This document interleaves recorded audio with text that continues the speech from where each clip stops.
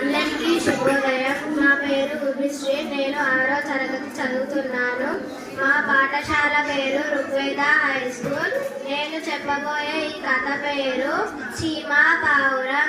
ఒక నది ఒడ్డున ఉన్న మర్రి చెట్టుపై పావురం నివసిస్తుండేది. దానికి ఒక రోజు నదిలో కొట్టుకుపోతున్న చీమ కనబడింది.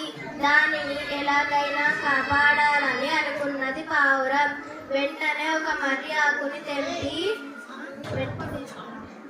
నీటిలో చీమకు దగ్గరగా వేసింది. చీమ ఆకుపైకి ఎక్కి ఆకు ఒడ్డుకు రాగానే చీమ భూమిపైకి దిగి పావురానికి ధన్యవాదాలు తెలియజేసి కొంత దూరం నడుచుకుంటూ పోగానే బాణాలతో నడుచుకుంటూ వస్తున్న వేటగాడిని చీమ చూసింది.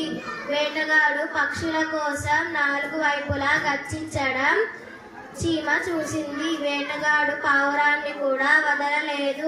ఒక చెట్టు వెనక దాక్కొని పావురానికి గురి పెట్టాడు.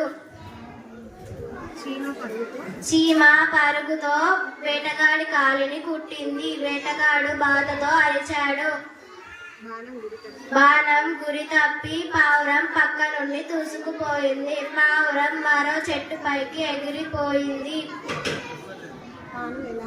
తాను ఎలా రక్షించబడ్డానన్న సంగతి తనకు అస్సలు అర్థం కాలేదు. కానీ చీమకు మాత్రం తాను పొందిన ప్రతి ఉపకారం చేసినందుకు సంతోషించింది. నీతి మంచివారికి తెలియకుండానే ఉపకారం జరుగుతుంది.